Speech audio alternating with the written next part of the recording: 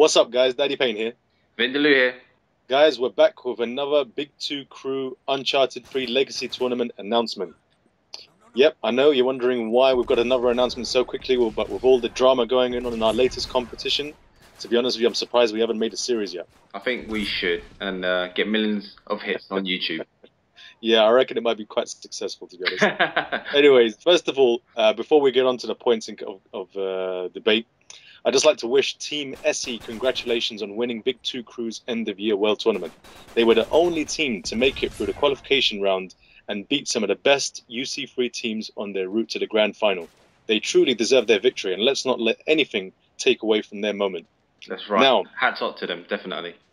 Right, now I know a lot of you have many questions, and you're wondering why the final turned out the way it did. Well, we're here to clear that situation up for you.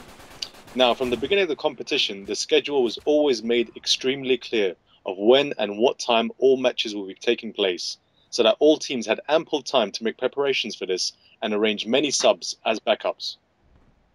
Now, over the course of the competitions, we had made concessions for time change requests. However, this had to be agreed upon by both teams.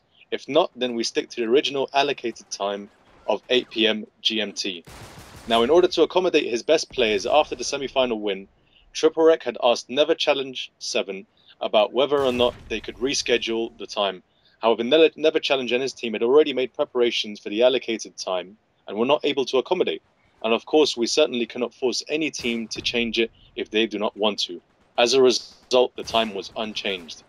Now, tripleWreck then made a day change request, but of course we had to refuse it. Throughout the competition, we've consistently had day change requests as teams were not able to put up their best teams on set dates. But all these requests were refused since the competition sticks to a particular schedule which we need to be available for to do briefings, decide on maps, hosting, and promptly deal with any issues which take place. And as I'm sure you've seen, there's been many which we've had to deal with instantly in relation to many matches. Teams such as MG played their opening round with 4 versus 5 and were even successful, yet they made no complaints as they knew these were the set rules. Team Pro, who were knocked out at the hands of FT, were only able to put up 3 players in their entire match, and once again they made no complaints as they knew these are the rules. Team Zeus, in their semi-final against Get Positive themselves, had to do without their best player Aztec Ruben and subsequently lost that match, but once again they made no complaint because they understood that these are the rules.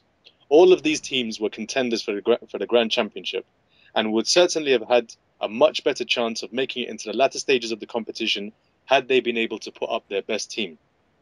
How can we then, as impartial competition organizers, in all fairness, agree to a day change request 24 hours before the final match when all teams had to adhere to these rules throughout the competition?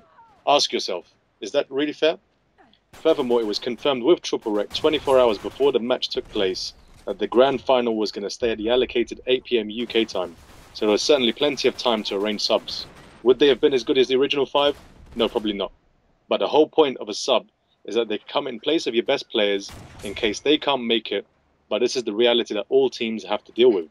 So the responsibility of why Get Positive played 3 versus 5 lies with Get Positive and Get Positive alone, particularly considering the amount of top UC3 players tripleWreck has on PSN, Facebook, and YouTube.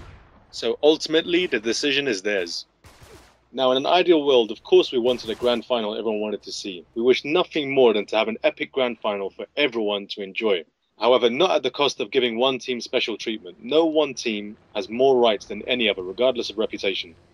We totally understand that everyone has obligations outside, such as work, school, weddings, funerals, and we certainly don't expect anyone to be missing any of those things.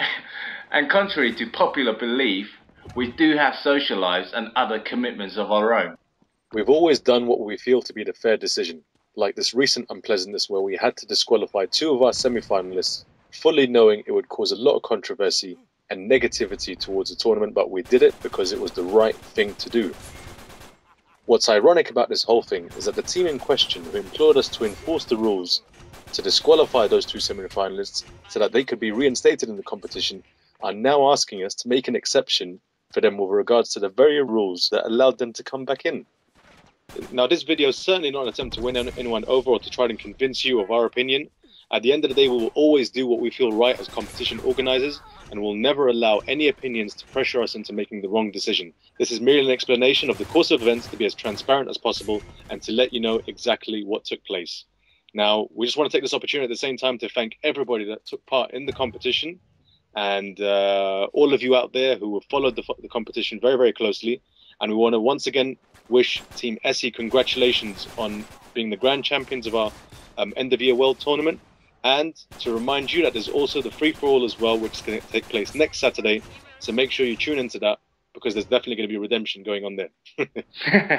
Final redemption. Exactly. Thank you so much for your time, guys, and it's a pleasure as always.